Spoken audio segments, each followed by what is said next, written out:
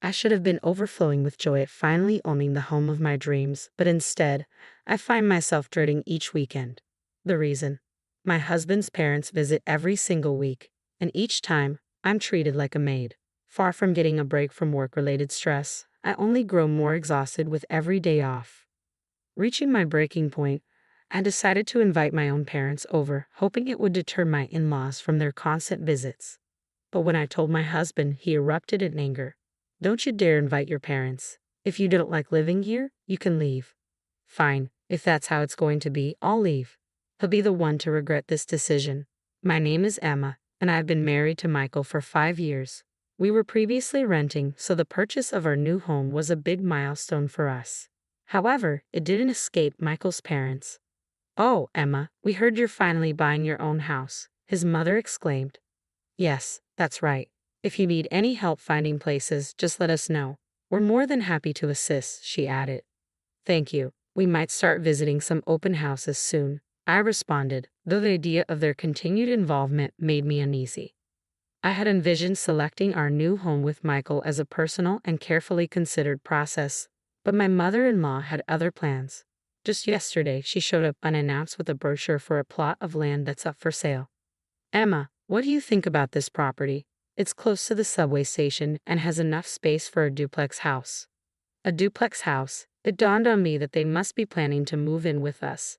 That's why she's been so involved in our property search, offering suggestions like, "It would be better to live near the subway to avoid walking too much," or "A nearby supermarket would be so convenient."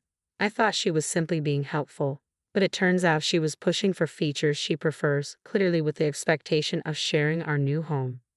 I immediately brought this up with Michael. "Michael, your mother came over this afternoon with a brochure for a plot of land. It looks like she and your father might want to live with us." "Oh yeah, she did mention something like that," he replied. "What? You heard it from your mom? Why didn't you tell me something this important?" "I thought we'd discuss it once it was more finalized." "Do you have objections, Emma?" "Yes, I do. I envisioned us living alone together. Besides, your parents are still healthy, aren't they?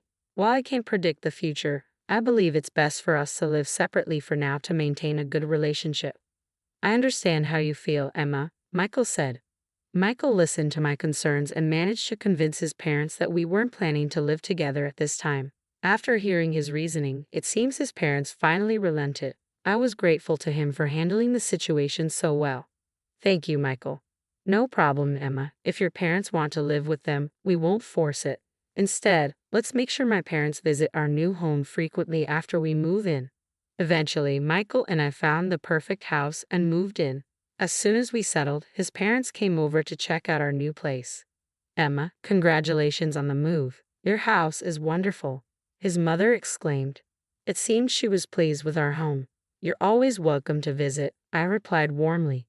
That evening, we all enjoyed a meal together at the dinner table.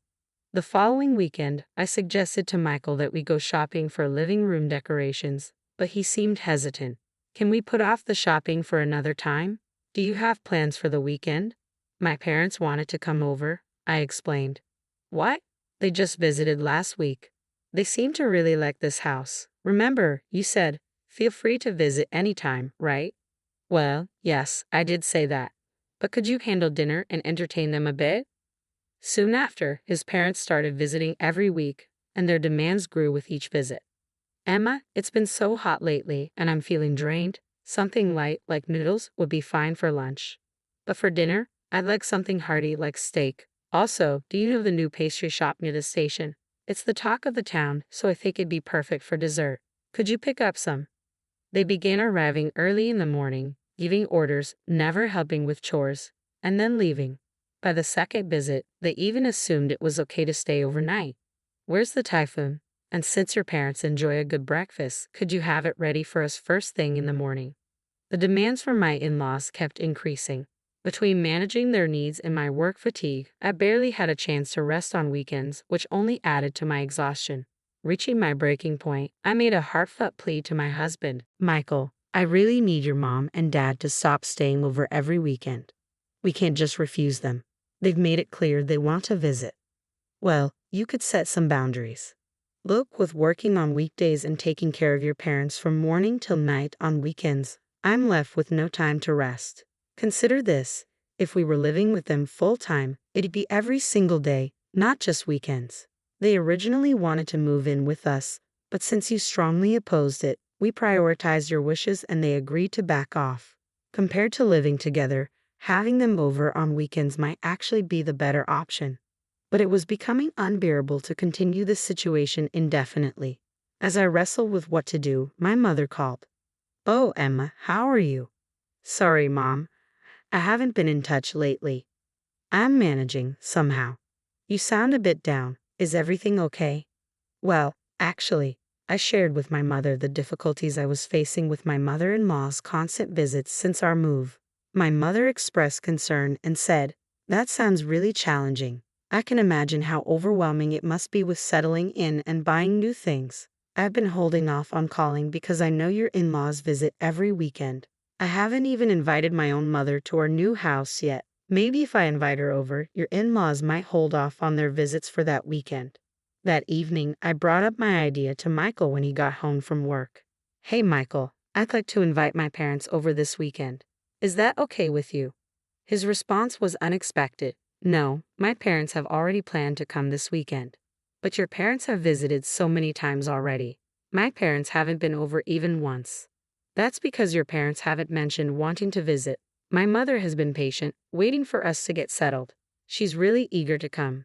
"Oh, really? Well, then, how about scheduling your parents for when mine aren't coming? They've waited this long, they can wait a bit longer. Isn't it odd to always prioritize your parents who are here so often? Can't your parents wait until next week?" "You're my wife now. It's natural for us to prioritize my parents. Anyway, you should let your parents know this weekend isn't a good time." "I don't want to do that." "You should just not invite your parents. If I can't have my parents over because of that, then your parents shouldn't come to our house either. They gave you to me, so they should be prepared not to see their daughter all the time." "That's unreasonable. Why shouldn't I be able to invite my parents? Even though I'm married, isn't it natural for them to want to see their family?" Despite Michael's firm refusal, I proposed a compromise. "All right, let's skip this weekend, but from now on, let's try to alternate inviting each other's parents on a regular basis." "How about that?" "Ah, that's exactly. If you're going to suggest something as troublesome as this, we might as well not invite your parents at all. Let's just end this conversation." "But we haven't resolved anything yet. I've made up my mind. I'm not letting your parents come over. If you don't like it, you can leave." No matter what I said, Michael only focused on his parents, never considering me or my own family. His refusal to discuss the matter and his insistence on his own way finally pushed me to my limit. "Fine, if you're that determined, Michael, I'll leave. And when that happens, it'll be too late for regrets." "Regrets? What would I regret if you're gone? Just remember this: I won't accept any apologies. Don't come back asking to return." Leaving behind a Michael who was laughing loudly, I went home and shared what had happened with my parents. They agreed that Michael's stance was unreasonable, with my father particularly upset. A person who can't respect their family is fundamentally flawed. "I'm disappointed in Michael. You should stay here and not go back to that house." His words reassured me that I wasn't at fault. Feeling a sense of relief, I resolved to pursue a divorce. A few months later, I received a call from Michael. "Hey, how much longer are you planning to stay away? Have you forgotten what day it is?" "This Saturday." He spoke with a tone of urgency. "Oh, right, it's the day we were supposed to host your coworkers at our new house." "Yes, exactly. We've been planning this since we moved. Remember? But isn't your mother-in-law supposed to come that day? Why don't you tell your coworkers that my parents are visiting and cancel the gathering?" "There's no way I can do that. I've invited a new boss for my department, and canceling now could impact my future at work." "I don't care. You're the one who kicked me out, remember? Is this really the time to be arguing? Stop sulking and come back. We need to start preparing for everyone's arrival or we won't be ready in time." "I'm not coming back to that house." "What? Are you really okay with putting my job at risk?" "I don't mind. I'm planning to leave you." "Leave? Are you serious?" "Yes, I've been considering it since I left the house and my parents agree with me." "Your parents too. They're as out of touch as you are." "Do whatever you want. I'll have my parents help with the preparations for hosting my coworkers. I don't need you anymore." You're going to regret this. That's what I should be saying. Goodbye. I ended the call abruptly. By now, Michael was probably frantically contacting his in-laws, scrambling to prepare for the office gathering. Since his in-laws had made themselves so comfortable, it was about time they faced some inconvenience. That problematic weekend, our home phone rang in the afternoon. When I answered, Michael's flustered voice came through. "Why is Emma answering the phone? I was trying to reach my new boss." "Why?" "Well, because this is my house." "Emma's house? Don't tell me the new boss is Emma's father." "Yes, my father used to work at Michael's company. He's been away from the main office for a few years as an advisor for a related company's new venture, but he's set to return to the main office next month and will be Michael's new boss." I knew about the internal announcement, but I couldn't reveal it until the embargo was lifted, even to Michael, my husband. I assumed he would figure it out when he saw the boss's name in the announcement, but it seems he didn't check it properly. Michael began to plead desperately. "My mother has prepared expensive ingredients and fine alcohol, but no one is coming." When I contacted my colleagues, they said there was a huge commotion at the company because I didn't invite the new boss. If the boss doesn't come, no one else will. They've been asking me to convince my father to come and clear up the misunderstanding. Michael continued. "Misunderstanding? It's not a misunderstanding. It's a fact. You said, 'Don't ever invite my parents to our house,' didn't you?" "I didn't know your father was my boss at the time." "Then the situation is different now." "That's a rather convenient excuse. I asked you repeatedly if you'd regret this, didn't I?" "Well, it's too late for regrets now. You're responsible for cleaning up your own mess." I hung up before Michael could respond. I informed my father about Michael's call, but understandably, my father had no intention of visiting. There's no need to go to the house of someone who disregards his own family. My father was even more enraged.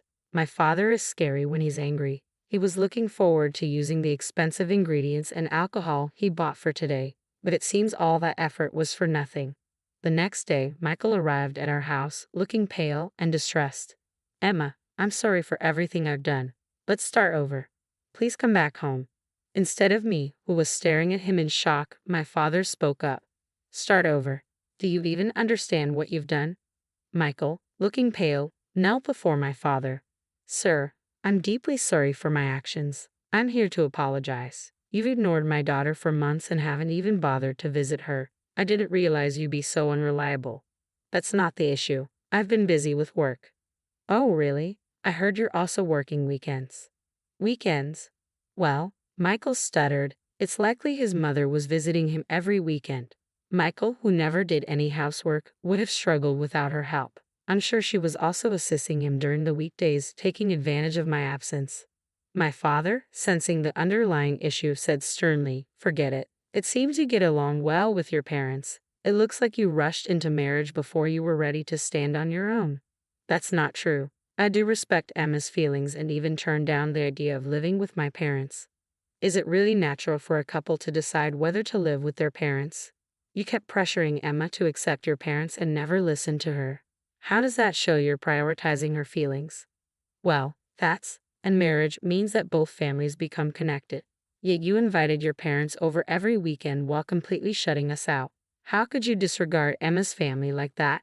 "I didn't know you were going to be my boss. If I had known, I would have invited you before my parents." "That's exactly why I say you're self-centered. You don't understand anything. People like you shouldn't be in a leadership role. My department doesn't need someone as selfish as you."